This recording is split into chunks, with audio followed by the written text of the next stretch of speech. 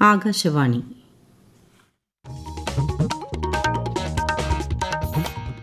നമസ്കാരം. പ്രാദേശിക വാർത്തകൾ വായിക്കുന്നത് ശ്രീലത.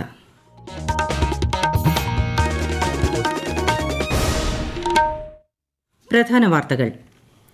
പ്രധാനമന്ത്രി നരേന്ദ്രമോദി നാളെ തിരുവനന്തപുരത്ത്.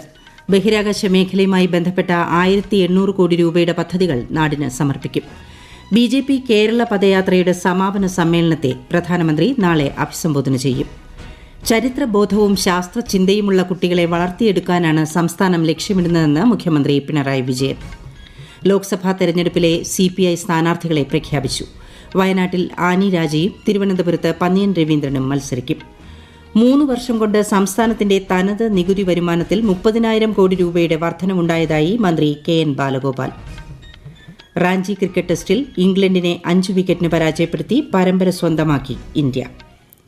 വാർത്തകൾ വിശദമായി. പ്രധാനമന്ത്രി നരേന്ദ്രമോദി നാളെ കേരളത്തിലെത്തും.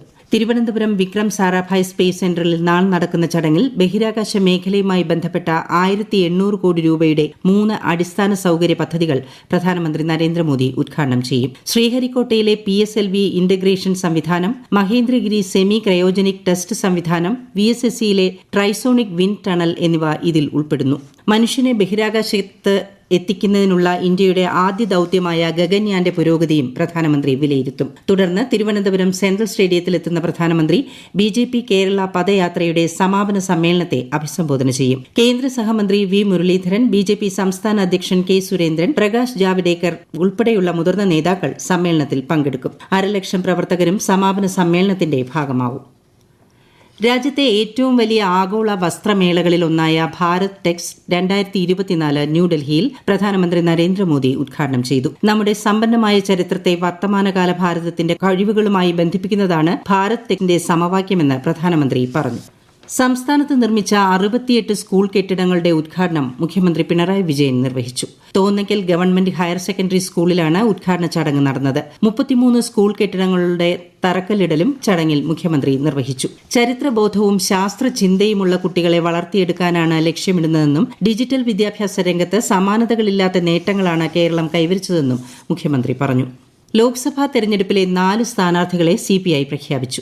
തൃശൂരിൽ VS സുനിൽകുമാർ, വയനാട്ടിൽ ആനി രാജ, തിരുവനന്തപുരത്ത് പന്നിയൻ രവീന്ദ്രൻ, മാവേലിക്കരയിൽ CA അരുൺകുമാർ എന്നിവരാണ് മത്സരിക്കാനിറങ്ങുക. തലസ്ഥാനത്ത് നടന്ന വാർത്താ സമ്മേളനത്തിൽ CPI സംസ്ഥാന സെക്രട്ടറി ബിനോയ് വിശ്വമാണ് തീരുമാനം അറിയിച്ചത്.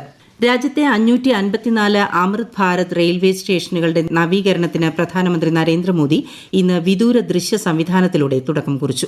1500 റെയിൽവേ മേൽപ്പാലങ്ങളും അടിപ്പാതകളും നിർമ്മിക്കുന്നതിനും ഇന്ന് തുടക്കമായി. റെയിൽവേ സ്റ്റേഷനുകളെ ലോകോത്തര നിലവാരത്തിലേക്ക് ഉയർത്തുകയാണ് വിവിധ അടിസ്ഥാന സൌകര്യ വികസന പദ്ധതികളുടെ ലക്ഷ്യം. സംസ്ഥാനത്ത് തിരുവനന്തപുരം, കൊല്ലം, കോട്ടയം, ആലപ്പുഴ, എറണാകുളം, തൃശൂർ ജില്ലകളിലെ 31 പദ്ധതികൾ പ്രധാനമന്ത്രി നവീകരണ ഉദ്ഘാടനം നിർവഹിക്കുന്നവയിൽ ഉൾപ്പെടുന്നു. ഒരു റിപ്പോർട്ട്. പാലക്കാട് ഡിവിഷനിൽ 9 സ്റ്റേഷനുകളാണ് നവീകരിക്കുന്നത്. കണ്ണൂർ റെയിൽവേ സ്റ്റേഷനിൽ 31 കോടി 30 ലക്ഷം രൂപയുടെ വികസന പദ്ധതികൾക്കും തലശ്ശേരി, മാഹി എന്നീ സ്റ്റേഷനുകൾ 10 കോടി രൂപ ചെലവഴിച്ചുമാണ് നവീകരിക്കുക. വികസിത രാജ്യങ്ങളിലുള്ളതുപോലെയുള്ള അടിസ്ഥാന സൌകര്യങ്ങൾ ഇന്ത്യയിലും ഉണ്ടാകണമെന്ന ലക്ഷ്യമാണ് കേന്ദ്ര സർക്കാരിനുള്ളതെന്ന് കേന്ദ്ര സഹമന്ത്രി V മുരളീധരൻ പറഞ്ഞു. പ്രധാനമന്ത്രി വീഡിയോ കോൺഫറൻസിംഗിലൂടെ നിർവഹിക്കുന്ന 41,000 കോടി രൂപയുടെ റെയിൽവേ അടിസ്ഥാന പദ്ധതിയുടെ വർക്കലയിലെ പരിപാടിയിൽ പങ്കെടുക്കുകയായിരുന്നു അദ്ദേഹം.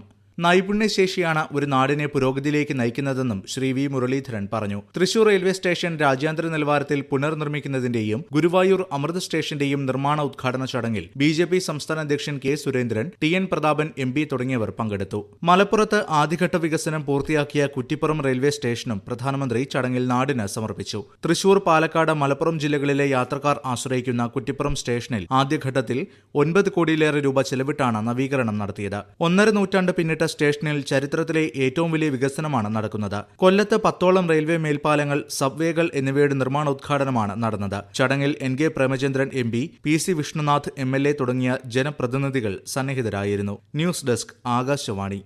ഈ വാർത്തകൾ ആകാശവാണിയിൽ നിന്ന്.